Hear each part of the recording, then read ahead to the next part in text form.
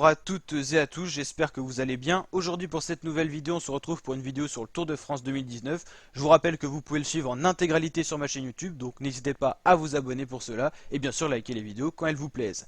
Alors pour cette vidéo, aujourd'hui on va parler d'une victoire française sur le Tour, tout simplement au général au maillot jaune. Est-ce possible sur ce Tour de France 2019? Après des Pyrénées qui nous ont fait espérer, avec un Alaphilippe qui est resté en jaune malgré la montagne, avec un Pinot qui était plus fort que tous les autres favoris dans les Pyrénées. Première étape dans les Alpes et on commence à douter. Un Alaphilippe qui a un peu craqué et il peut perdre encore sa minute 30 qui le protège de Bernal ou encore de Thomas. Pinot qui n'était pas aérien non plus. Quand Bernal a attaqué, personne ne l'a suivi. Quand Thomas a attaqué, personne n'a suivi direct. Pinot a réussi à rentrer, mais c'était dur, on l'a vu. Pinot il a dit lui-même que c'était une étape difficile où il n'avait pas les mêmes jambes que dans les Pyrénées. On peut commencer à douter. Est-ce qu'on va avoir malheureusement une victoire de Ineos, l'ancienne équipe Sky comme d'habitude, avec soit Bernal soit Thomas?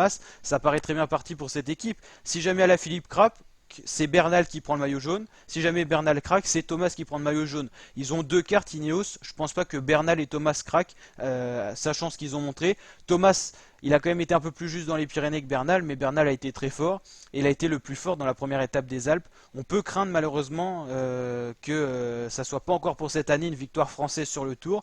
Mais Julien Alaphilippe est toujours en jaune, on a toujours le droit de rêver, il a toujours tenu ce maillot jaune jusqu'à maintenant, il a quand même 1 minute 30, c'est pas comme s'il avait juste une petite poignée de secondes, c'est quand même plus d'une minute, s'il craque pas complètement, il peut espérer le garder ce maillot jaune.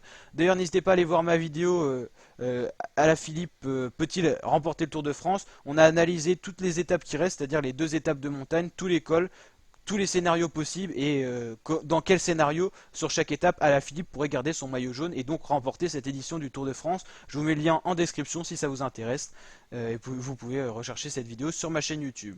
Donc là on va continuer cette vidéo, donc un vainqueur français est-ce possible? Thibaut Pinot il a montré qu'il était un peu fragile sur cette étape mais il était toujours dans les roues, hein, il était dans la roue de Geraint Thomas quand même. Bernal lui a été quand même le plus fort, mais est-ce que ça sera encore le cas dans les prochaines étapes? Saint-Jean-de-Maurienne, Tignes, alors là c'est une étape qui est complètement décousu, 126 km, c'est court et donc il y a beaucoup de difficultés, 5 au total.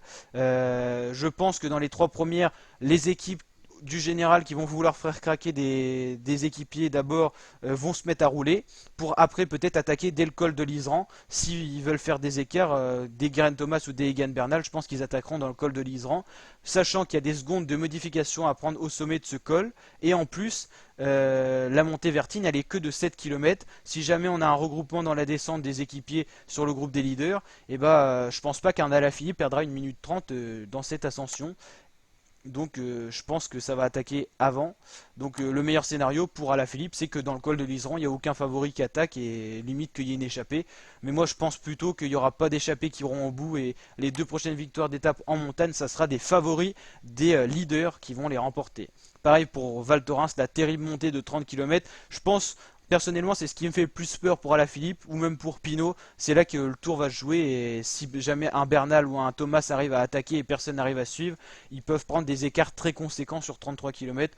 Même si on a du 5% de moyenne parce qu'il y a des petites descentes à certains endroits, les pourcentages sont très élevés. Très élevés.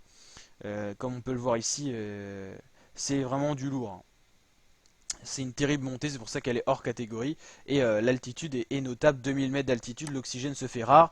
Les Colombiens comme Bernal et Quintana qui ont été à la fête dans la dernière étape, tout simplement parce qu'on était dans des altitudes qui côtoient en Colombie lorsqu'ils s'entraînent. Au-dessus de 2000 mètres, il y a moins d'oxygène. Mais eux, ils ont l'habitude, ils sont un peu, comment dire, formés pour ça. Ils s'entraînent sur des routes comme ça et donc ça les gêne pas. Et la petite différence qui peut se faire par rapport aux autres coureurs du général, c'est là que ça peut se faire. Donc les Colombiens, ils ont été à la fête dans la première étape dans les Alpes et ça me surprendrait pas que ça continue dans les deux prochaines étapes.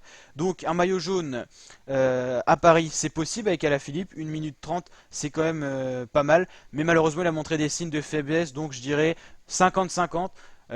Pour qu'il garde le maillot jaune ou que quelqu'un d'autre le prenne. Est-ce que Pinot peut aller chercher le maillot jaune? Il est quand même à 1,50. Il y a quand même 3 clients devant lui, Bernal, Thomas, Kruijswijk. Bernal qui l'a battu quand même, on va dire, dans la première étape des Alpes.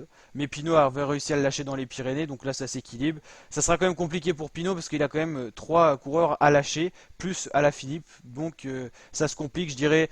Allez, si je devais faire un pronostic, je dirais 50% de chance qu'Alaphilippe garde son maillot jaune à Paris, 25% pour que ça soit Pinot, et le reste de 25% pour un Bernal, Thomas ou Kruijswijk. Bien sûr, ça c'est un avis parce que j'ai vraiment envie qu'un Français gagne, mais malheureusement, je pense qu'un Bernal ou un Thomas, ils ont de grandes chances d'aller chercher la victoire du maillot jaune à Paris, malheureusement. Ça va être compliqué pour les Français, mais on a le droit de rêver, on a le droit d'y croire. En tout cas, cette édition du Tour de France a été une des plus belles depuis longtemps pour les Français. N'hésitez pas à liker si la vidéo vous a plu et à vous abonner pour d'autres vidéos de ce genre. Allez, ciao!